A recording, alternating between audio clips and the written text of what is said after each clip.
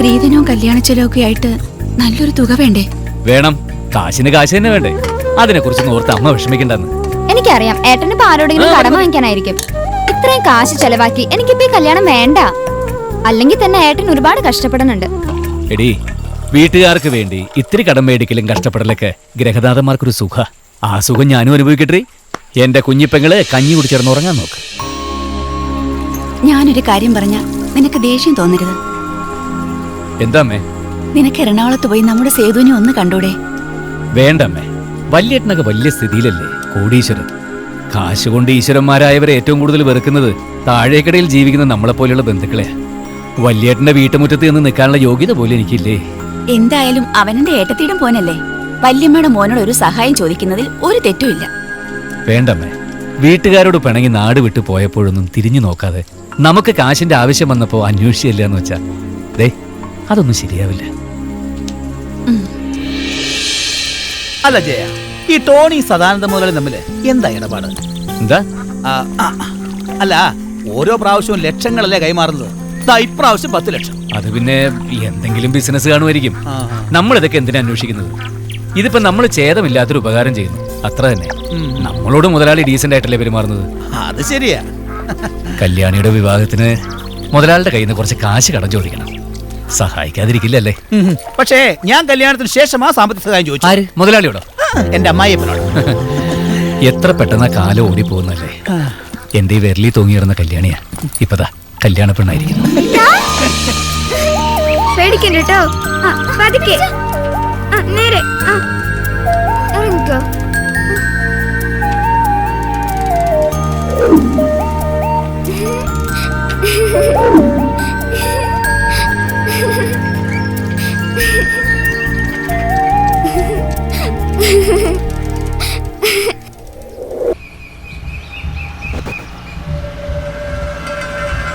വരുന്നുണ്ട്. ഓക്കെ.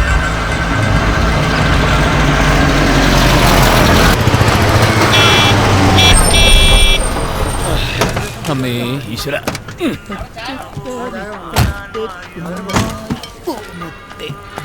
അമീദക്ക പതിവ് ചായ 2. എത്തിയോ? പതിവ് പഴംപൊരി.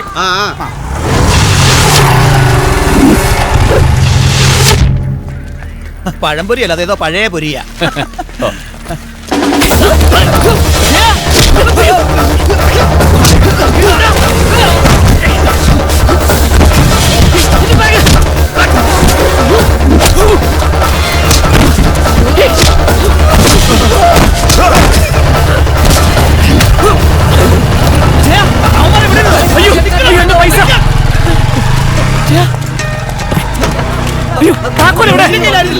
കടയിൽ നോക്ക്. ഇനിയിപ്പോ എന്ത്? എനിക്കൊന്നും അറിയില്ല. നീ മുതലാളിയെ വിളിച്ച് പറ. നിങ്ങൾ പോലീസിനെ വിളിച്ച് എന്ത് കാര്യത്തിന്? പോകേണ്ടത് പോയി. 10 മിനിറ്റിനകം പൈസ അതിർത്തി കിടക്കും.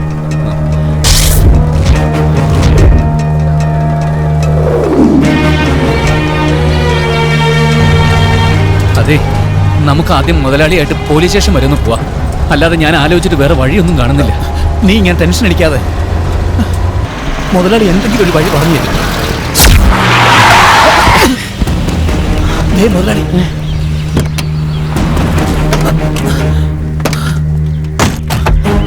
മുതലാളി, ഞങ്ങൾ കാണാൻ വേണ്ടി. നിന്റെ നാടകമൊന്നും എന്നോട് വേണ്ട. മര്യാദയ്ക്ക് എന്റെ കാശ് തിരിച്ചാ, അല്ലെങ്കിൽ സദാനന്ദൻ ആരാണെന്ന് നീ അറിയും. ഞാൻ പറഞ്ഞില്ലേ ആദ്യം അപകടമാണെന്ന്. ഇത് ഒത്തുകളിയാ. നിങ്ങൾ എന്തൊക്കെയാ പറയുന്നത്? സത്യത്തിൽ എന്താ? കാശ് അടിച്ച് മാറ്റിട്ട് കടന്നു കളയാൻ നോക്കുന്നോടാ. പ്ലീസ് മുതലാളി, ഞങ്ങൾ പറയുന്നൊന്നും കേക്ക്. പ്രതിയും കൂട്ടുപ്രതിയും മോഷണ കേസിൽ അകത്താവും. പറ, കാശ് അടിക്കാ കടത്തിയത്? കൂട്ടുകള്ളന്മാരെ തിരിച്ചു വിളിച്ച് മര്യാദയ്ക്ക് ആ 10 ലക്ഷം തിരിച്ചു കൊണ്ടുവരാൻ പറ. ഇല്ലേൽ കള്ളൻ ജയശങ്കർ അറസ്റ്റ് ചെയ്ത വിവരം നാട്ടിൽ മുഴുവൻ പാട്ടാവും. അത് പിന്നെ മുതലാളി, എനിക്ക് കുറച്ച് സാവകാശം. കുറച്ച് സാവകാശം? നാളെ തന്നെ കാശ് കിട്ടണം. ഇല്ലെങ്കിൽ പെങ്ങടെ കല്യാണമല്ല, നിന്റെ ശവടക്കായിരിക്കും അവിടെ നടക്കുക.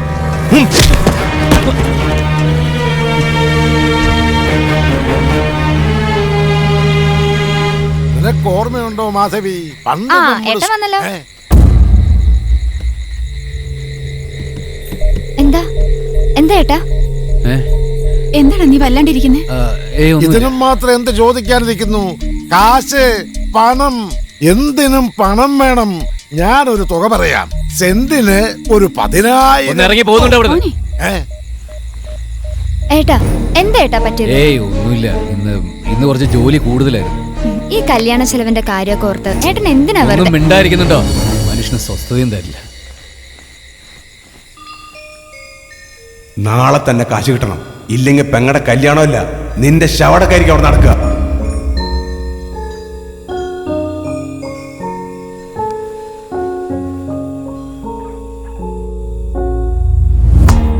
കാശ് പണം എന്തിനും പണം വേണം.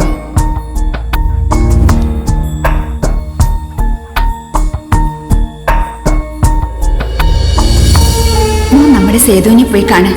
കോടീശ്വരനാ. ഒരു സഹായം ചോദിച്ചു ചെല്ലുന്നതിൽ അവന് സന്തോഷമേ ഉണ്ടാവൂ.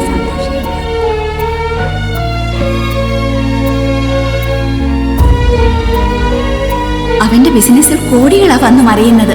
നമ്മളൊരു സഹായം ചോദിക്കാൻ കാത്തിരിക്കാവൂ അവൻ. വീട്ടിലെ കാര്യങ്ങൾ ഓർത്തിട്ടാ. അതൊക്കെ ഞാൻ നോക്കിക്കോളാം. തൽക്കാലം സദാനന്ദ മുതലാളിയെ എങ്ങനെയെങ്കിലും പറഞ്ഞ് ഞാൻ സമാധാനിപ്പിക്കാം. പിന്നെ എന്തിനാ പോകുന്നതെന്നൊന്നും വീട്ടിൽ ആർക്കും സംശയം തോന്നരുത്. പുറത്താരും അറിയുകയും വേണ്ട. വിവാഹം നിശ്ചയിച്ച നിന്റെ പെങ്ങള് വീട്ടിലുണ്ട്. കല്യാണം നടത്താനല്ല, മുടക്കാനല്ലേ നാട്ടുകാർക്ക് എപ്പോഴും ഉത്സാഹം. അപ്പൊ പോവല്ലേ? പിന്നല്ലാതെ. സെന്റിനൊരു 10,000. ഒന്ന് ആലോചിച്ചിട്ട് പറ. ആ, നീ കല്ലിഞ്ഞെടുക്ക. അയ്യോ, പെട്ടെന്ന് ഇപ്പൊ ഏത് കമ്പനിയിലെ ഏട്ടന് ജോലി കിട്ടിയത്? ജോലിയൊന്നും ആയിട്ടില്ലടി. ടെസ്റ്റും ഇന്റർവ്യൂ ഒക്കെ ഒന്ന് കടന്നു കൂടിയാ ചിലപ്പോ കിട്ടും. ഞാൻ 1-2 ദിവസത്തിൽ തിരിച്ചെത്തുന്നു. ആ അമ്മേ, ഈ വല്യേട്ടൻ എറണാകുളത്ത് എവിടെയാന്ന് പറഞ്ഞത്? അതിന് ഏട്ടൻ പുള്ളിക്കാരനെ കാണുന്നുണ്ടോ? ആ ഏയ്, ഞാനെന്തിനാ പുള്ളിക്കാരനെ കാണുന്നത്? എന്തായാലും ഞാൻ ടെസ്റ്റ് എഴുതാൻ സിറ്റിയിലേക്ക് പോവാണല്ലോ. അബദ്ധത്തിൽ എങ്ങനെ മുന്നിൽ ചെന്ന് ചാടണ്ടാന്ന് കരുതിയിട്ടാ.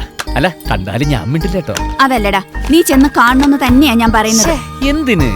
അമ്മയല്ലേ പറയുന്നത്. കഴിഞ്ഞതൊക്കെ മറക്കുമോനെ. 10-15 കൊല്ലം മുമ്പ് ഇവിടുന്ന് പോയതല്ലേ അവൻ. ആളാകെ മാറിയിട്ടുണ്ടാവും. ആ, എന്റെ കയ്യിൽ അവന്റെ ഒരു പഴയ ഫോട്ടോ ഉണ്ട്. ഞാൻ കൊണ്ടുവരാം. എന്തിനാ അമ്മ ഈ ഫോട്ടോയൊക്കെ? ഈ അമ്മയുടെ ഒരു കാര്യം. അമ്മ അങ്ങനെ പലതും പറയും. ആരുടെ മുമ്പിലും തലകുനിക്കാത്ത ഏട്ടന്റെ ഈ സ്വഭാവം എനിക്കിഷ്ടം. നമുക്ക് നമ്മുടെ അഭിമാനല്ലേ വലുത്, അല്ലേട്ടാ? പിന്നല്ലാതെ. ദാ, ഇത് വെച്ചു. എനിക്കതൊന്നും കാണണ്ട. എന്നാ വേണ്ട. അല്ല, ഏതായാലും ഒരു വഴിക്ക് പോണതല്ലേ, ബാഗിന്റെ സൈഡിൽ കിടന്നോട്ടെ. പടി.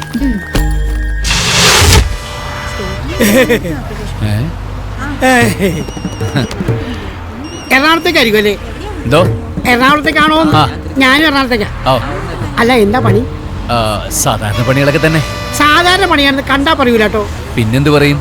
ഒരു രാജകലയുണ്ട്. ഓ, നമുക്കെന്താ പണി? ഇതൊക്കെ തന്നെയാണ് പണി. ആരുടെ മുഖത്തോക്കും ലക്ഷണം തലക്ഷണം പറയും. ജോത്സ്യൻ വിനായക പണിക്കർ. ജ്യോതിശാസ്ത്രം അരച്ച് കലക്കി കുടിയ പണ്ഡിതനാ. ഓഹോ, കണ്ടാ പറയില്ല കേട്ടോ. പക്ഷെ ഞാൻ കണ്ടത് പറയും. ഓ, മുഖലക്ഷണം വെച്ച് നോക്കുകയാണെങ്കിൽ ആള് കേമന. എന്താ പേര്? ജയശങ്കർ. നിങ്ങളുടെ പേരിൽ തന്നെ ഉണ്ടല്ലോ ജയം. പേരില് മാത്രമേ ഉള്ളൂ, ജീവിതത്തിലൊന്നുമില്ല. അതെ, തോൽവി ജയത്തിന്റെ മുന്നോടിയാ. ഓ, ആട്ടെ, നാളെന്താ? പൂരം. ആ, പോര്. പൂരപ്പെരുമയുടെ കാലല്ലേ വരാൻ പോണേ. அதே சினிமா சினிமா சினிமா. இந்த ₹1 வச்சுதான் பூ விழுந்தா பூ பாத, രജനീകാന്തിന്റെ സിനിമ. തല വിഴുந்தா സിംഗപ്പ. 4 കാശില്ലാതെ വട്ടം തിരിഞ്ഞിറങ്ങവൻ ഒറ്റ രൂപ കൊണ്ട് കോടീശ്വരനായ കഥയാ ശിവജി.